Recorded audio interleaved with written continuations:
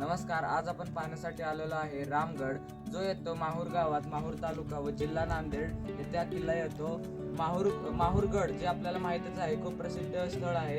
रेणुका देवी माता हेचे मंदिर सुद्धा आहे, त्याच्या समोरच हा किल्ला आहे. गडावर येण्यासाठी मंदिरापासून 10 मिनिटं लागतात व तसेच गड खूप मोठा आहे, पाहण्यासाठी 1 ते 2 तासाचा वेळ सुद्धा लागतो. ते जंगली प्राण्यांचा वावर असतो. माहूर गडावर आल्यावर या ठिकाणी आपणाला गडावर जाणारा मार्ग आहे. 3.5 शक्तिपीठापैकी एक असलेले माहूरचे रेणुकादेवी मंदिर हे महाराष्ट्रातील प्रमुख तीर्थक्षेत्र आहे. त्यामुळे या ठिकाणी भक्तांचा वर्षभर राबता असतो. राष्ट्रकूटांच्या काळात हे गाव महापूर या नावाने ओळखले जात असे. याचाच अपभ्रंश होऊन सध्याचे माहूर नाव प्रचलित झालेले आहे. या महापूर गावा नजीकच्या डोंगरावर रामगड नावाचा किल्ला होता. हाच किल्ला आज माहूरचा किल्ला म्हणून ओळखला जातो. माहूर गाव आणि प्राचीन मध्ययुगीन काळापासून अस्तित्वात आहे. माहूर गाव प्राचीन व मध्ययुगीन काळापासून अस्तित्वात आहे. या गावातील एसटी स्थानकाच्या मागील डोंगरात 8व्या-9व्या शतकात खोदलेली लेणी आहेत. यांना पांडव लेणी या नावाने ओळखले जाते. गावात मातृतीर्थ नावाचा ऐतिहासिक आणि पौराणिक महत्त्व असलेला तलाव आहे. माहूर गावात मध्ययुगात बांधलेली हत्तीखाना नावाची इमारत आहे. पुरातत्व खात्याने या इमारतीमध्ये वस्तू संग्रहालय तयार केलेले आहे. माहूर परिसरात सापडलेल्या मूर्ती, ताम्रपट, साहित्य, तोफा इत्यादींचं कायमस्वरूपी प्रदर्शन इथे मांडलेले आहे. रेणुका देवीचे दर्शन घेऊन किल्ला, लेणी, मातृतीर्थ आणि हत्तीखाना ही सर्व ठिकाणे पाहण्यासाठी आपणाला संपूर्ण दिवस लागतो. माहूर गावातील डोंगरात 8व्या-9व्या शतकात खोदलेली लेणी आहेत. राष्ट्रकूटांच्या काळात हे गाव महापूर या नावाने ओळखले जात असे. याचाच अपभ्रंश होऊन सध्याचे माहूर नाव प्रचलित झालेले आहे. या महापूर गावानजीकच्या डोंगरावर रामगड नावाचा किल्ला आहे. हाच माहूरचा किल्ला म्हणून ओळखला जातो. यादवांच्या काळात रामपूर किल्ला प्रशासकीय विभागाचे मुख्य ठाणे होते. 14व्या शतकात रामगड किल्ला गौंड राजाच्या ताब्यात होता. सुलतान हसन शहाने 1350 मध्ये रामगड किल्ल्यावर हल्ला केला. त्यावेळी तलवार सिंहने खंडणी देऊन बहामनी संकट टाळले. त्यानंतर 1492 मध्ये रामगडावर बहामनींनी पुन्हा हल्ला केला, पण तो त्यांना जिंकता आला नाही. इसवी सन 1422 मध्ये बहामनी सुलतान अहमद शाहवलीने रामगडावर अचानक हल्ला करून जिंकून घेतला. त्यावेळी त्याने गौंड राजा जयसिंह व त्याच्या 5 ते 6 हजार सैन्यांची कत्तल केली. त्यांच्या बायका मुलांना सक्तीने इस्लाम धर्म स्वीकारायला भाग पाडले. रामगड किल्ल्याचे नाव बदलून अहमदाबाद असे ठेवले. त्याने अहमदाबाद गडाला दक्षिण विदर्भ सुब्याचे प्रमुख ठाणे बनवले व खुदावत खान याची सुभेदार म्हणून नेमणूक केली. खुदावत खानने बहामनी सत्तेविरुद्ध बंड केले आणि किल्ल्याच्या आश्रयाने बहामनी साम्राज्याला बरेच वर्ष झुलवले. शेवटी बहामनी सुभेदार अमीर बरीद यांनी किल्ला ताब्यात घेतला व खुदावत खान याला ठार मारले. माहूर बरीदीने जिंकलेले पाहून इमाद शहाने माहूर जिंकून राजाला जोडून टाकले. पुढच्या काळात निजामाने माहूर किल्ला जिंकून घेतला. मोगल सम्राट अकबराने 1529 मध्ये निजामशाहकडून माहूरचा किल्ला जिंकून घेतला. त्याने उदाजीराम याला पंचहजारी मनसब देऊन माहूरवर नेमले. पुढे या घराण्याचा या किल्ल्यावर अनेक पिढ्या ताबा होता. जहागीर बादशाहचा मुलगा शहाजहान याने बापाविरुद्ध बंड केले.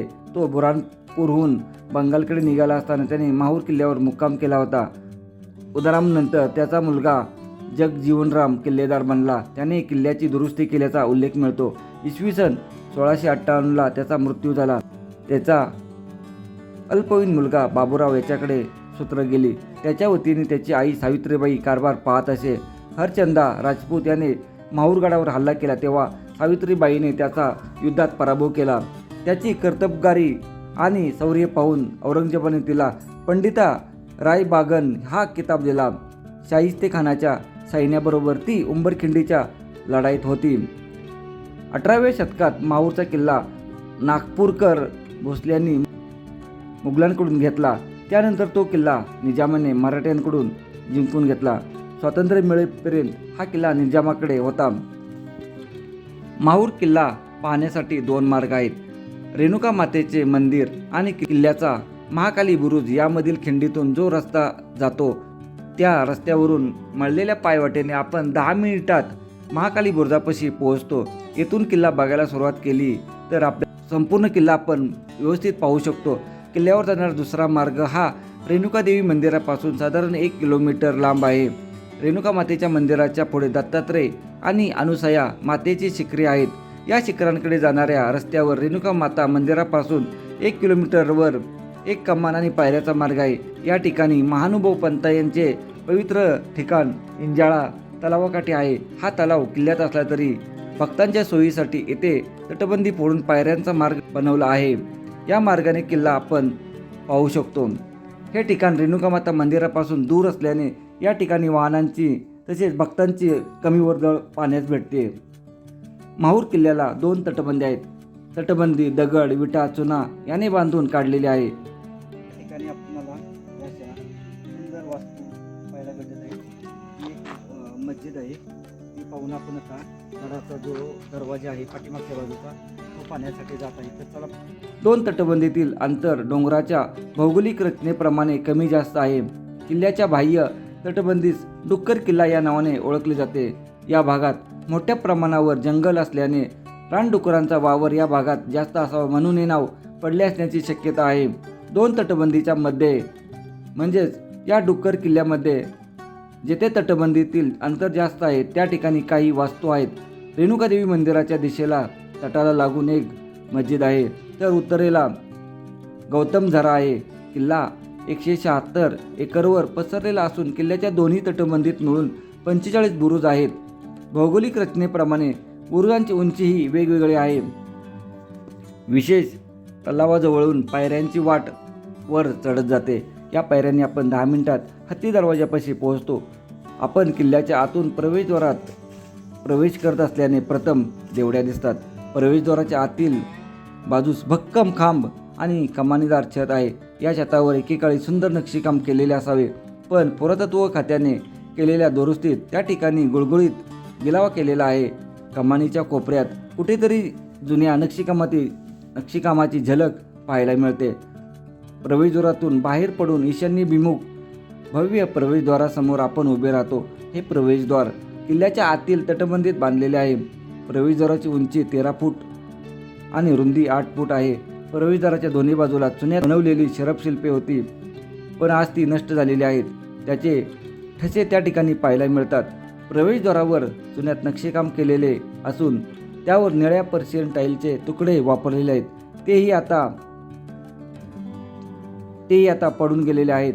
त्यातील थोडासा भाग दरवाजाखालील कोपऱ्यात पाहायला भेटतो. प्रवेशद्वाराच्या वरच्या बाजूस 3 फूट उंच आणि 2 फूट रुंदीचे झरोके आहेत. प्रवेशद्वाराच्या बाजूला 2 भव्य बुरुज आहेत. त्या बुरुजावर गजलक्ष्मीचे शिल्पे होते, त्यामुळे हा दरवाजा हत्ती दरवाजा या नावाने ओळखला जात असे. आज या ठिकाणी हे शिल्प आढळत नाही. एकेकाळी किल्ल्यावर येण्याचा मुख्य मार्ग येथून होता, त्यामुळे त्या ठिकाणी संरक्षणासाठी दरवाजाची साखळी उभारलेली होती. हा मार्ग आता जंगलात लुप्त झाल्याने आपल्याला हे सर्व दरवाजे पाहता येत नाहीत. हत्ती दरवाजासमोर एक भक्कम भिंत बांधली असून त्याला जिबी म्हणतात. मुख्य प्रवेशद्वारावर हल्ला करता येऊ नये यासाठी ही भिंत बांधलेली होती. हत्ती दरवाजातून थोडे खाली उतरल्यावर वाट काटकोनात वळते. येथे पश्चिमाभिमुख दरवाजा आहे. याची उंची 11 फूट असून रुंदी 7 फूट आहे. या दरवाजातून खाली उतरल्यावर उजव्या बाजूला देवड्या दिसतात. देवड्याच्या पुढे आग्नेयाभिमुख दरवाजा आहे. हे दोन्ही दरवाजे जिबीमध्ये आहेत. मुख्य मार्गावरील या पुढील दरवाजा बाहेरील तटबंदीत असून तो पूर्वाभिमुख आहे. त्याच्या समोरील जिबीची भिंत बांधलेली आहे. हे दरवाजे पाहून परत हत्ती दरवाजातून किल्ल्यात प्रवेश करून उजव्या बाजूला वळल्यावर दरवाजा लागतो. दरवाजालगत एक वास्तू दिसते. त्या वास्तूला स्थानिक लोक घोड्याच्या पागा म्हणतात, तर ऐतिहासिक पुस्तकात याचा उल्लेख चिनी महल म्हणून आहे. या वास्तूत असलेले 36 खांबाची कमानीदार रचना पाहता या वास्तूचा उपयोग दरवाजाच्या संरक्षणासाठी असलेल्या सैनिकांना विश्रांतीसाठी तसेच कचेरीसाठी होत असावा. या वास्तूच्या बाजूला असलेल्या जिन्याने हत्ती दरवाजावर चढून गेल्यावर पूर्वाभिमुख प्रवेशद्वार लागते. त्याच्या आत एक उद्ध्वस्त वास्तूचे अवशेष आढळतात. या वास्तूला हवा महल या नावाने ओळखले जाते. या वास्तूच्या मधोमध पाण्याचा हौद आहे. त्यात कारंजाची सोय आहे. या वास्तूच्या उत्तर बाजूला हत्ती प्रवेशद्वारावरील 6 झरोके आहेत. या झरोक्यातून येणाऱ्या हवेमुळे आणि वास्तूमधील पाण्याच्या हौदेतील कारंजामुळे या ठिकाणी थंडावा राहत असे. त्यामुळे या वास्तूला हवामहल म्हणून ओळखले जाते. हवामहल पाहून तटबंदी डावीकडे ठेवून सरळ पुढे चालत जावे. किल्ल्याच्या आतील तटबंदीवर चर्या आहेत. किल्ला पाहण्यासाठी आपण तटबंदीला लागून असलेल्या फांजीवरून मुख्यतः फिरतो. हवामहल पासून पुढे गेल्यावर आपल्याला अनेक वास्तूंचे अवशेष पाहायला मिळतात. त्या ठिकाणी राणी महल होता. पुढे चालत गेल्यावर एक प्रवेशद्वार लागते. प्रवेशद्वाराला लागून एक भव्य दुहेरी बुरुज आहे. त्याला धनु बुरुज या नावाने ओळखले जाते. या बुरुजाच्या बाहेरील भागात जाण्यासाठी खालच्या बाजूला दरवाजा आहे. धनु बुरुज हा किल्ल्याच्या पूर्व टोकावरचा शेवटचा बुरुज आहे. या बुरुजावरून आजूबाजूचा विस्तृत प्रदेश दिसतो. बुरुज पाहून तटबंदी उजवीकडे ठेवत पुढे चालत गेल्यावर तटबंदीवरून खाली उतरण्यासाठी जिना लागतो. जिना उतरून खाली गेल्यावर आपण चोर दरवाजापाशी पोहोचतो. चोर दरवाजा दक्षिणाभिमुख आहे. चोर दरवाजा पाहून जिन्याने परत फांजीवर चढून पुढे चालत गेल्यावर तटबंदी तुटलेली आहे. ती तुटलेली तटबंदी ओलांडून पुढे गेल्यावर फांजीवर एक बांगडी तोफ पाहायला मिळते. तोफ पाहून पुढे न जाता परत तुटलेल्या तटबंदीपाशी येऊन किल्ल्याच्या अंतर्भागात दिसणाऱ्या इमारतीकडे चालत जावे. या इमारतीला दारू कोठार, धान्य कोठार इत्यादी नावाने ओळखले जाते. या इमारतीच्या बाहेर एक पाण्याचा हौद आहे. इमारतीच्या बाहेरील भिंतीत 7 फुटाचे एक कमान असलेले प्रवेशद्वार आहे. त्यातून आत गेल्यावर उजव्या बाजूच्या भिंतीत एक खिडकी दिसते. आता ही जागा छत कोसळल्यामुळे उघडी झालेली आहे. आतील वास्तू अजून शाबूत असून त्या वास्तूत 12 कमानी आहेत. त्यात आडव्या रांगेत 3 आणि उभ्या रांगेत 4 कमानीच्या ओळी आहेत. वास्तूची उंची 12 फूट असून तिच्या मागे 2 खिडक्या आहेत. वास्तू पाहून पायवाटेने आपण हत्ती दरवाजापाशी पोहोचतो. हत्ती दरवाजाच्या बाजूला असलेल्या चिनी महालाच्या बाजूने पुरातत्व खात्याने बांधलेली फारसबंदी वाट आहे. या वाटेने तटबंदी उजवीकडे ठेवत चालत जावे. तटबंदी दर 100 मीटरवर फांजीवर जाण्यासाठी जिने बांधलेले आहेत. या वाटेने 10 मिनिटे चालल्यावर डाव्या बाजूला एक उद्ध्वस्त मस्जिद दिसते. किल्ल्यावरील देवळाचेच मस्जिदीत रूपांतर करताना देवळातील खांब तसेच ठेवलेले पाहायला मिळतात. मस्जिदीच्या बाहेरच्या भिंतीवरही त्यांची नक्षी कोरलेले दगड वापरलेले पाहायला मिळतात. मस्जिदीसमोर छोटा तलाव आहे. मस्जिद पाहून उजव्या बाजूच्या तटबंदीवर चढून चालत गेल्यावर पश्चिम टोकावरील शेवटच्या बुरुजावर आपण पोहोचतो. या बुरुजाला निशान बुरुज या नावाने ओळखले जाते. पूर्वीच्या काळी या बुरुजावर ध्वज लावला जात होता. आता तो महाकाली बुरुजावर लावलेला आहे. निशान बुरुजाची उंची 62 फूट आहे. बुरुजावरून दूरवरचा प्रदेश दिसतो. तसेच माहूरच्या डोंगरावर चढत जाणारा वळणावळणाचा रस्ताही बाह्य तटबंदीत पाहायला मिळतो. पश्चिम टोकावरील बुरुज पाहून मस्जिदीपाशी येऊन फरसबंदी मार्गाने चालत गेल्यावर 10 मिनिटात आपण किल्ल्यावरील महाकाली या भव्य दुहेरी बुरुजावर पोहोचतो. या बुरुजाची उंची 38 फूट आहे. बुरुजाच्या आत असलेल्या खोलीमध्ये महाकालीची स्थापना केलेली असल्यामुळे या बुरुजाला महाकाली बुरुज हे नाव पडले आहे. महाकाली मंदिराजवळ एक दगडी रांजण आहे. महाकाली मंदिराच्या समोरच्या भागात कमानदार ओवरे आहेत. या ठिकाणी बुरुजावर संरक्षणासाठी असलेल्या सैनिकांची राहण्याची सोय होती. या ठिकाणी टिहाळणीसाठी काही खिडक्या आहेत. बुरुजातून खाली उतरून कमानदार ओवरे आहेत. बुरुजातून खाली उतरून बाहेरच्या भागात जाण्यासाठी जिना आणि छोटा दरवाजा आहे. या वाटेने 10 मिनिटात रेणुका मातेच्या मंदिरासमोरील रस्त्यावर उतरता येते. अशा प्रकारचा जिना आणि दरवाजा महाकाली मंदिराच्या बाजूलाही आहे. महाकाली बुरुजावर तोफासाठी 3 जंग्या आहेत. एकावेळी 9 तोफा ठेवता येतील अशी जागा या ठिकाणी आहे. महाकाली बुरुज पाहून झाल्यावर आलेल्या वाट्याने परत न जाता बुरुजाच्या महाकाली मंदिराच्या बाजूला असलेल्या फांजीवरून खाली उतरायला एक फरसबंदी वाट आहे. एक फरसबंदी वाट खाली उतरते. या वाटेने 10 मिनिटे उतरल्यावर उजव्या बाजूला देवड्या दिसतात. फरसबंदी वाट सोडून या देवड्या पार करून गेल्यावर आतील तटबंदीला दरवाजा लागतो. या दरवाजाच्या बाजूला असलेले 2 भव्य बुरुज वैशिष्ट्यपूर्ण आहेत.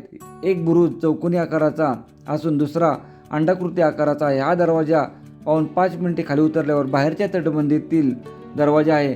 हे दोन्ही दरवाजे पाहून परत फरसबंदी वाटेवर येऊन खाली उतरल्यावर आपण विशेष तलावाच्या दुसऱ्या बाजूला पोहोचतो. या ठिकाणी आपली गडपेरी पूर्ण होते.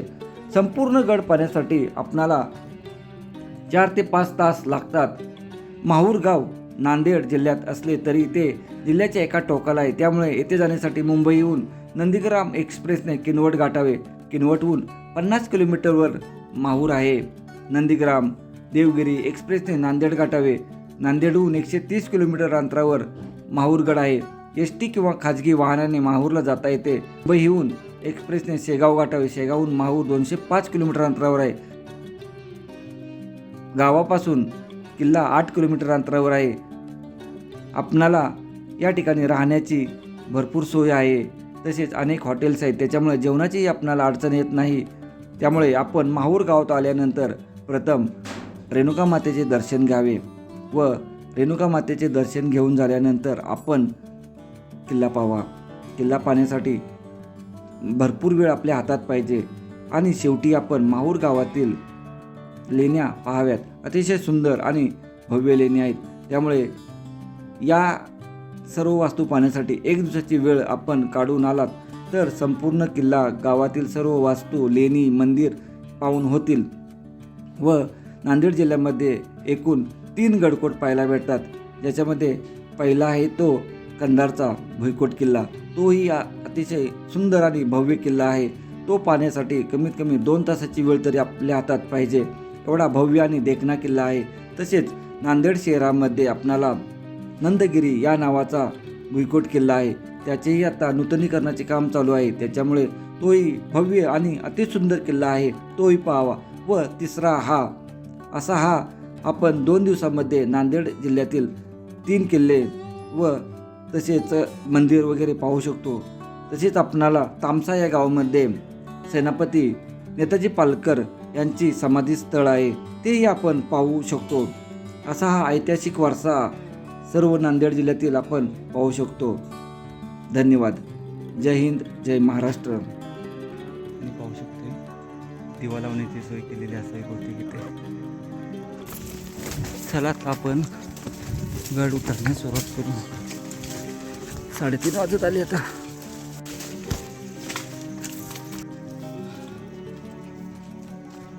त्या ठिकाणी लक्ष्मी बुरुज आहे, महालक्ष्मी बुरुज, देवीचं मंदिर. आणि आपण आता गड पाहून खाली उतरतो.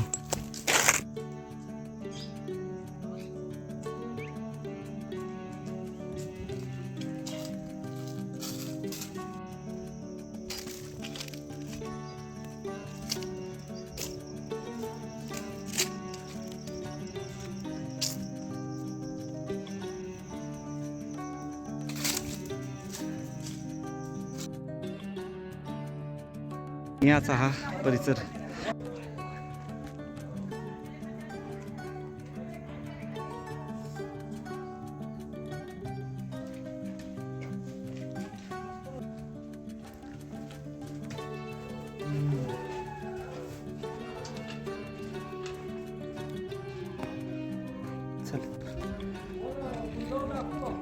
आपण आता बुरुजावर या आलोय.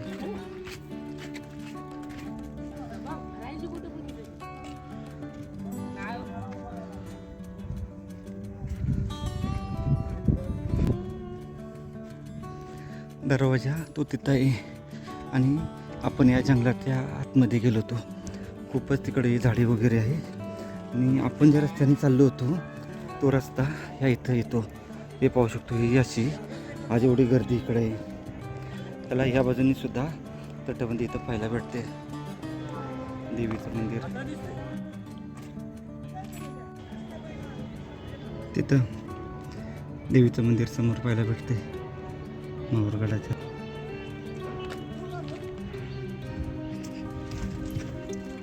त्या जंगलात गेलतो आपण. त्या जंगलामध्ये कडला खाली गेलो. घेरा पाहू शकतो. या बाजूने जायचे असंच इथं. त्या ठिकाणी तो आपण मगाची दरवाजा बघितला मेन. आणि त्या बाजूला लास्टला आपण गेलो होतो थोडा, पण खूपच झाडे असल्यामुळे त्या ठिकाणी जास्त जाऊ नाही शकलो. आता आपण एकदा त्या ठिकाणी जाऊ व गड उतरण्यास सुरुवात करू.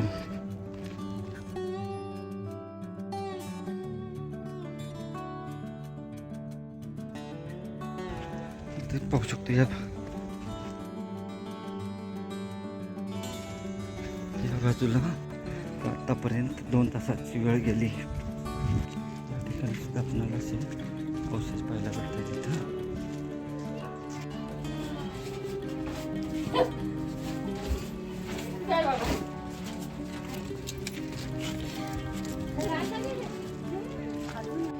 या बाजूला पाठीमागच्या बाजूपर्यंत लांबपर्यंत गेलेला बुरुज आहे.